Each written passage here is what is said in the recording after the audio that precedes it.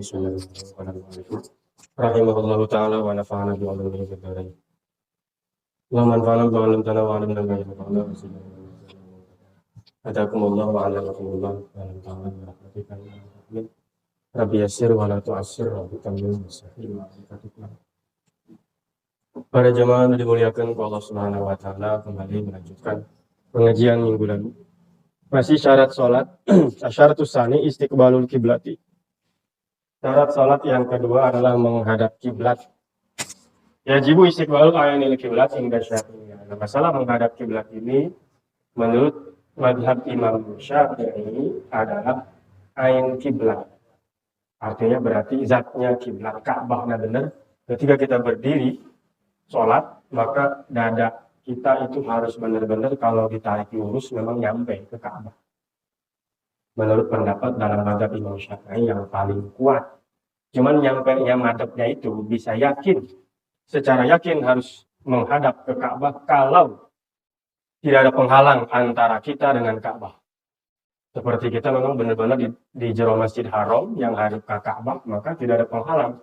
Itu berarti harus yakin benar bahwa orang yang hadap ke Ka'bah. Namun kos di orang jauh, cukup kita punya sangkaan kuat bahwa kita sudah menghadap ke Ka'bah karena jauh. Ya mengukur dia, eset. Tidak perlu dibuktikan gitu. Tidak perlu dibuktikan dengan cara ditarik garis dari dada kita menuju ke Ka'bah. Cukup sangkaan kuat bahwa kita sudah menghadap kiblat karena posisi kita dengan Ka'bah terhalang dan jauh. Kaifiatus istiqbalil kiblat, cara madhab kiblat kalau sholatnya berdiri atau duduk, yang madhab kiblat itu dada, bukan muka. Jadi yang menghadap kiblat itu dada karena posisi hati adanya di dada. Jadi bukan mukanya, lain banget lain. Kalau sholatnya berdiri atau duduk, berarti kalau sholat berdiri ya saat berdiri, terus kalau saat ruku ya berarti ini nih. Bagian depan badan kita itu menghadap Ka'bah. Kalau duduk, pas duduk tidak ada. Nanti pas sujud, yaitu bagian yang nonggeng itu harus menghadap ke Ka'bah. Kalau sholatnya berdiri dan duduk, maka yang menghadap kiblat adalah dadanya. Lain banget ya lain. Maka kalau lagi duduk tahiyat akhir, mau salam, hati-hati. Salam itu assalamualaikum, nyilek kita mukanya aja. Jangan ikutan dadanya, jangan assalamualaikum warahmatullahi. Nanti posisi dada pindah berarti kan itu bisa membatalkan sholat. Jadi badannya yang tegap, jangan bergerak. Ini kan ada engsel ya kan? Nggak diberi engsel, assalamualaikum warahmatullahi. Nggak usah gerak begini ikut. Oh nggak bisa katanya. Udah nggak usah noleh. Oh nggak bisa. Karena sakit umpalakan, nyari bohong, nggak bisa nyilek. Namun nyilek kudu kabeh. Nggak kudu nyilek. Karena yang wajib itu assalamualaikum ucapnya. Bukan nolehnya, bukan. Nolehnya itu sunnah. Yang wajib itu baca salamnya. Jadi perlu diperhatikan kalau pas tahiyat akhir, kalau lagi salam dan menoleh ke kanan ke kiri, dadanya jangan ikut, mukanya aja. Assalamualaikum warahmatullahi. Assalamualaikum warahmatullahi. Posisi dada tetap harus ngadep kiblat. Kalau ngikut begini batal. Nuka dua, lamun sholat bari nyangigir, itu tiduran miring, sholatnya sambil tiduran miring. Karena mungkin lagi sakit atau apa, maka yang menghadap kiblat nih wajah sama dada. Tidur miring, madep kanan berarti sini. Nah, wajahnya sama dadanya ke sana. Menghadap ke sana. Kalau tidur sholatnya sambil tiduran, mungkin lagi sakit atau apa, saya miring ke kanan, maka si yang menghadap kiblat itu adalah dada dan muka. Jadi menghadap ke sana. Bila kana mustalqiyan fa bi akhmasai qadamaihi wa wajhihi. Kalau sholatnya tidurnya terlentang, nangkarak. Maka yang menghadap kiblat itu muka sama ujung-ujung ini. Ujung telapak kaki. Jadi kepala di sana, telapak kaki di sini. Telapak kakinya gini itu. Jangan begini nih. Gini nih. Cenah saya kalian. Bersih payah tuh kalian deh. Yang guys. Iya kan. Dan kepala ini dari muka karena pakai bantal tinggi. Jadi si kepalanya ke sana, muka ke sana. Sama telapak kaki. Kalau sholatnya terlentang. bisa di rumah sakit karena ranjang ilin ranjang lebih belok tuh. Kalau agak miring itu kan kalau diinfus maksud saya terlentang lah. Yang penting bantalnya agak tinggi, terus si telapak kaki ke kiblat. Kita tahu aja kiblat kan bisa di iya kan ranjang bisa didorong gitu. Justru di mah kayak saya. Apa ranjangnya di bawah itu bisa di ya. Jadi perlu merubah posisi. Ya. Kalau di rumah sakit kan tinggal rubah ranjangnya gitu. Kan ranjang itu bisa di kalur lele, gitu kan kalur. Jadi ini menghadap muka bisa ngadep kak. Ranjang itu pakai bantal loba guys. Jadi luhurkeun deh kalau bah sirah nanti.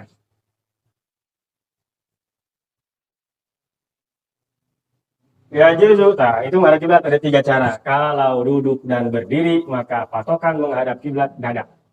Lamun sholat nang nyangigir, tidur miring, miring kanan kayak miring kiri kayak, itu dada sama muka. Kalau terlentang, maka telapak kaki sama muka. Muka itu dalam arti si bantalnya agak ditinggiin, biar matanya itu bisa ngelihat ke kiblat. Ya justru tarkustik balil kiblat fi datain. Madhab kiblat itu kan syarat, tapi bisa ini boleh pengecualian, boleh nggak madhab kiblat bila beberapa hal kondisi. Pertama, boleh tidak menghadap kiblat kalau lagi syiddatil khauf, sholat dalam keadaan sangat takut. Seperti lagi perang. Lagi perang, bukan lagi perangnya perang benar. Nah, ini. Nah, kayaknya perang sekarang, sholat kalau seberapa menit sih? Kita lihat nggak video-video perang Israel sama Palestina itu? Perangnya gerilya kan? Itu ngadu pedang terang-terang gitu, itu jauh jelma lagi. Maka jelma kuari mah. Karena jangan jago kayak gitu perang. Atau jauh itu. Kamu guys pakai teknologi segala macam. Jelma lemah di WC, kemudian pencet, nggak jembur itu. Itu terserah minta mah, untuk hebat gitu, untuk gagah berani gitu. Sholat sangat takut, dalam keadaan sangat takut, besi kergempa. Orang ke sholat yuk, gempa karena sancar anggus sholat video, nggak segera keluar, lompat, terusin aja lompat ya, terusin patahnya, jangan tolong ya. Menghadap ke mana baik, seperti lagi sholat kejar-kejar banjir, tsunami umpama, terusin sholatnya, dari batalkan, untuk sholat tak. Sholatnya beda kajian kawan Nabi pada pernah. Sholat dalam keadaan sangat takut. Keduanya sholat sunnah. Sunnah tapi bukan wajib. Sholat sunnah. Di perjalanan. Yang perjalanannya itu boleh. Mau perjalanannya jauh atau dekat. Mau sambil berjalan atau sambil naik kendaraan. Bisa sholat. Sebukanya mau kemana. Mau kerja misalkan ya, jalan kaki dari sini ke kontrakan. Bari sholat. Sholat. Ini saya harus kemana baik. Namun batur negor plus balan. Kemana cuci berikut sholat sambil jalan ya. Misalkan kita rumah di sini mau ke sana, udah ke sana. Kan kiblatnya ke sana kan? Tapi ke sana udah terus. Tapi sholat sunnah ya, sholat sunnah, bukan sholat wajib. Sambil jalan ya. Nanti pas ruku ya ruku. Pas ruku biasa diam dulu, ruku Allahu Akbar. Tidak lagi. Sambil baca Rabbana lakal hamdu sambil jalan lagi gitu. Nanti pas sujud biasa sujud Ngaran yang anda anu teh ucingan gitu. Anu udah bersih. Nanti duduk biasa itu. Nanti pas rakaat kedua jalan berdiri jalan lagi gitu. Orang sholat gitu. Tak pajar wedan jadi. Sia wedan aing ku cager. Atau sambil naik kendaraan. Kalau sambil naik kendaraan, kemana aja kendaraan itu ngarahnya ya, tujuannya. Ya udah ke situ kan kiblatnya. Nih, kalau sholat sunnah dalam perjalanan itu kayak tadi ya sambil jalan kaki misalkan, maka yang perlu madhab kiblat itu hanya 4. 1 indal ihram, takbiratul ihram. Jadi pas takbiratul ihram ya kiblat. Maka itu tak Allahu Akbar takbiratul ihram. Ya kaulah sholat sunnah Allahu Akbar. Kiblat. Enggak segera lupa kayak itu. Balik kanan. Lupa kayak itu ke arah itu. War ruku nanti pas mau ruku jangan kiblat deh, yang harus kiblat ruku. Pas sujud pasti tidak, nggak apa-apa, menghadap kemana aja. Terus pas mau sujud, menghadap kiblat lagi. Pas mau sujud, menghadap kiblat lagi. Duduk di antara 2 sujud sama menghadap kiblat lagi. Jadi di dalam 4 posisi itu dia harus menghadap kiblat. Takbiratul ihram, ruku, sujud dan duduk antara 2 sujud. Itu harus menghadap kiblat. Selebihnya nggak apa-apa, madep mana aja. Kalau sholat sunnahnya sambil naik kendaraan, naik motor, naik mobil, naik nonde, parahu misalkan. Yajibu istiqbalul kiblat fil ihram in sahula alaih wa illa fala yajibu istiqbal mutlaqan. Kalau dimungkinkan harus madep kiblat pas takbiratul ihram. Kalau mungkin, kalau bisa. Kalau nggak bisa, udah nggak usah, madep mana aja. Dari takbiratul ihram sampai tahiyat nggak apa-apa, nggak ada satupun yang madep kiblat. Kalau memang tidak dimungkinkan. Seperti di perahu, bingung. Kamu baru ombak gede mah. Ya kubuki-buki ya sholat. Naik motor ya sholat. Itu kalau posisinya berkendaraan, maka usahakan pas takbiratul ihram saja madhep kiblat. Mun bisa tage, mun teu bisa mah wis kajen. Teu kudunya hadap kiblat. Itu tanda bahwa kiblat itu hanya simbol. Arah itu simbol doang, bukan Allahnya di situ, bukan.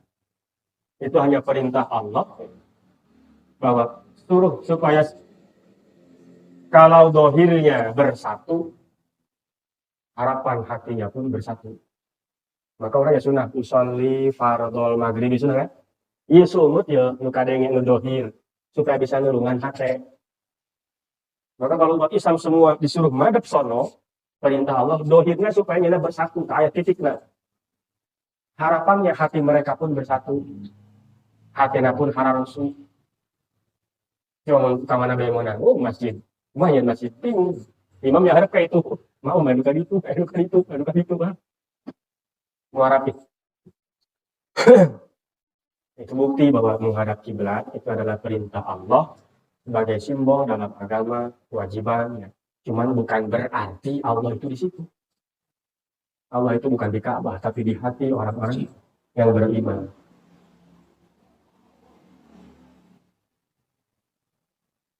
Supaya lebih ditekankan itu hatinya. Kalau yang lebih diprioritaskan adalah fisik, karena mungkin Allah nggak akan milih rumahnya itu cuma batu doang. Milih istana emas gitu. Ya, Allah zat yang maha kuasa, punya segala-galanya. Milih rumahnya bentuknya cuma kubus, batu. Padahal segala Allah bisa. Allah maha kuasa atas segala sesuatu. Tapi Allah memilih untuk disebut rumahnya, itu cuma sekedar batu, bentuknya segi empat, panto-pantoan acan. Panto diharap tukang luluh. Jandela gitu luluh. Padahal zat yang maha kaya. Bisa aja Allah mau milih rumah yang disebut rumah saya itu nanti adalah yang terbuat dari emas, misal. Dindingnya juga emas. Itu sudah berarti bahwa itu cuma simbol. Allah pengennya begitu. Pasti ada rahasianya. Mengapa zat yang maha kaya tapi milih rumah, milih bangunan di bumi yang disebut sebagai rumahnya, ternyata hanya sebuah batu, gitu, tumpukan batu bentuknya segi empat. Menurut jandela-jandelaan aja. Diikutikan oleh Rasulnya. Rasulnya tak hayang nanon dia bisa. Tapi rumahnya cuma 4x4. Kayak saya jadi sama, namun kia ya. Saya urut dari itu. Kan itu berarti ngajarin kan. Semua pati-pati lah. Allah milih berbentuk kubus seperti itu. Yang batu-batu doang, batu lagi, batu bahula gitu. Tidak mewah gitu. Padahal Allah segala bisa. Kalau diikuti oleh Rasulnya, artinya itu semua simbol saja. Simbol saja. Kalau dohir yang benar-benar diinginkan, pasti milihnya terbagus. Lawan deh. Karena bila bagusnya. Itu untuk menyatukan saja. Sekarang bahkan banyak masjid, lebih bagus masjid daripada Ka'bahnya itu sendiri. Itu batu doang, masjid orang nyelip marmer. Nulis elek itu. Bukan masjid haram ya, Ka'bahnya itu. Ka'bah itu kan batu doang. Batu doang tumpuk-tumpukin. Artinya fisik itu memang mendukung, tapi bukan itu tujuannya. Bukan itu. Buktinya dalam keadaan tertentu, orang dibolehkan sholat tidak menghadap Ka'bah. Dalam keadaan tertentu. Marotibu ma'rifatil kiblat. Mengetahui kiblat itu ada derajatnya. Pertama yakin. Harus yakin, diketahui dengan yakin, pakai apa? Ilmi. Yaitu dengan ilmu. Binahwi ru'yatin lil kiblati, dengan cara melihat langsung kayak kita di Masjid Haram. Itu berarti langsung kelihatan. Di Masjid Haram pun sekarang orang tuh nggak segampang kayak dulu. Sekarang kan Masjid Haram itu ada 3 tingkat. Itu yang di bawah yang bisa lihat Ka'bah dekat. Itu hanya untuk orang-orang yang lagi ibadah umroh atau haji. Ya mula laki mah ya, lamun teu make pakaian handuk teh ya. Ya bisa ke lantai 1, harus lantai 2. Sholatnya di lantai 2 semua. Dan kalau sudah di lantai 2 itu susah lihat Ka'bah. Jadi kemarin mah di jero Masjid Haram dia belum tentu bisa ngelihat Ka'bah. Sekarang. Karena diatur begitu. Yang lebih penting kayak orang-orang lagi ibadah umroh atau haji, terutama pas waktu hajian. Itu yang di bawah itu yang lagi ibadah haji aja. Yang lagi pakai ihram aja gitu. Yang pakai pakaian biasa di atas. Nggak bisa di bawah.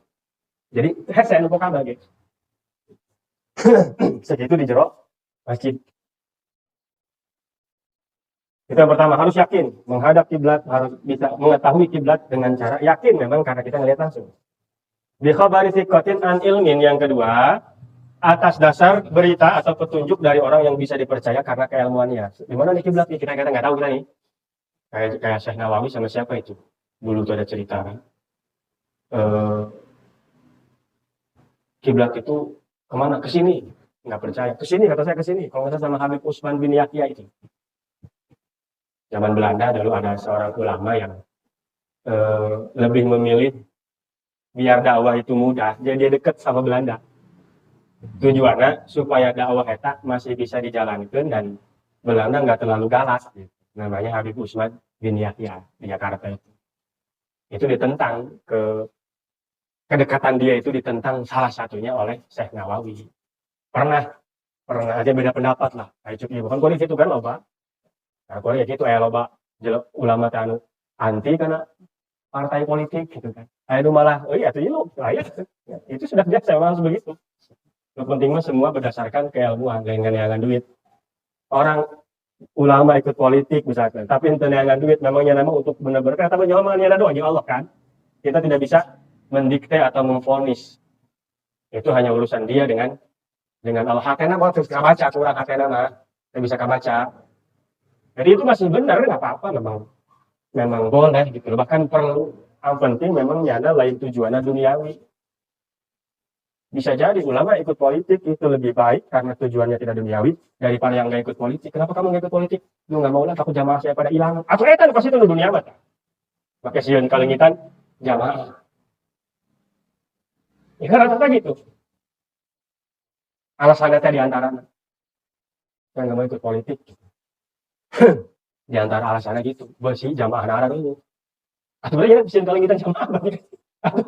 Jangan jamaah lo baru itu terlalu banget gitu. Belum tentu gitu. Jadi jelema teh ulah bener sorangan.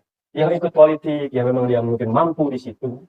Hayang boga naon ngaranna teh peran di situ, mampu. Penting pas bae pas.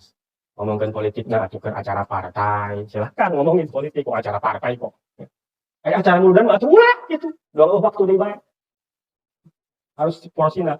Kita juga dalam satu diri kita nih ada porsi kita jadi orang tua, ya kan? Mungkin imah Pak Haji Sayuti jadi orang tua, jadi suami atas istrinya, jadi orang tua atas anaknya. Namun dia jadi murid dari saya, jadi teman dari Mang Jaya, dan semua yang ada di sini. Saya di luar menghormati Pak Sayuti sebagai yang lebih tua dari saya. Di sini Pak Sayuti pun menghormati saya sebagai yang ngajarin dia. Jadi mungkin hiji kan dalam satu keadaan saya.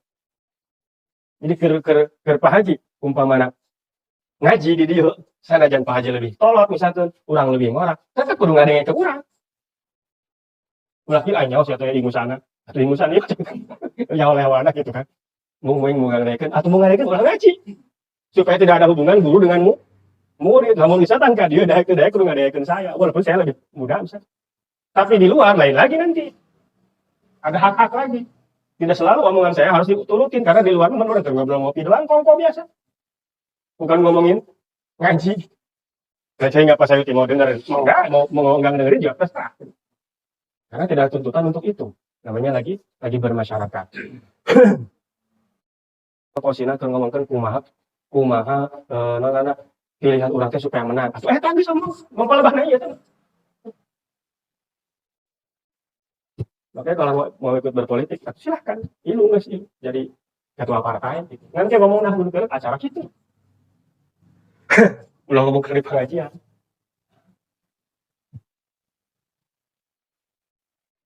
Tahu keadaan, situasi, dan kondisinya. Bi khabari ilmin an, bi khabari sikotin an ilmin.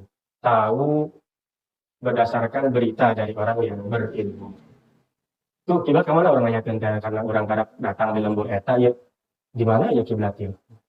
Kita sholat di rumah orang, di rumah orang. Kita tanya ketua rumah, di mana ini kiblatnya? Ke sini nih. Nah, itu berarti. Itu derajat yang kedua. Yang ketiga al-ijtihad bilbu sholati agari dalik. Ijtihad mencari sendiri dengan cara-cara ya dengan apa kompas atau segala macamnya. Yang keempat taklidul mujtahid, ikut kepada mujtahid ketika tidak mampu untuk berijtihad. Geus ilu bae. Kalau orang datang kamu sholat. Geus ayeuna ya. Oh, berarti kadinya geus kudu ngukur deh. Ilu bae ka dieu. Gak perlu ijtihad, nggak perlu ngukur-ngukur deui ka mana kiblat. Ngukur kiblat di jero masjid goblok. Ini tuturkeun ka mana eta masjid geus kalian berarti. Gak perlu nanya-nanya lagi udah. Fa in tahayyal mujtahid fa musafayusan li kaifa syaa. Kalau bingung katanya, udah sholat kemana aja, wayak di wayajtahidu likulli fardin, dan tapi harus mengkodok sholatnya. Kalau nggak bisa menemukan keyakinan tentang arah kiblat, tetap sholat mah harus. Tapi nanti dikodok. Karena kalau nggak nyari nggak ketemu aja, waktu udah mepet. Kaburu beak jadi horio. Enggak, sholat baik, jangan kemana baik. Ngan engke, kudu dikodok. Walaupun kenyataannya benar.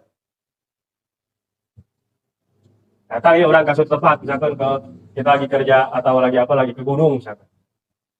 Aju, kita ke mana ya? Di tangan terpanggil-panggil. Begitu guys, nyata waktu TRCF, udah nggak usah kali banyak sholatnya. Kali itu nyata yang harus bisa dia. Datanglah waktu asar, setelah sholat beres selesai, dia cari lagi kiblat. Ternyata benar ke sana. Benar, nah tetap udah dikorban. Karena apa? Karena yang tadi melaksanain juga tidak yakin kiblat itu ke sana. Jadi kenyataan benar tetap perlu diperdoakan. Kok mau salah? Karena ibadah itu harus bukan cuma fakta, tapi juga hati kita harus yakin. Fakta mengatakan benar kiblat ke sana, tapi hati nggak yakin, nggak jadi. Ya sholat baik guys. Karena ketika sudah diukur lagi, dicari lagi, ternyata benar ke sana, nggak salah, tetap kudu dikodok. Sebab waktu itu dia melaksanakan hanya tidak berdasarkan keyakinan, meskipun berdasarkan fakta benar, tebak-tebakan itu bisa dijadikan patokan itu. Maka ketika sudah diketahui tetap harus dikodok meskipun benar posisinya memang menghadap ke arah kiblat. Kayak tata cara syarat sholat yang kedua yaitu menghadap kiblat. Asyaratus salisah yang ketiga wallahu a'lam bishawab.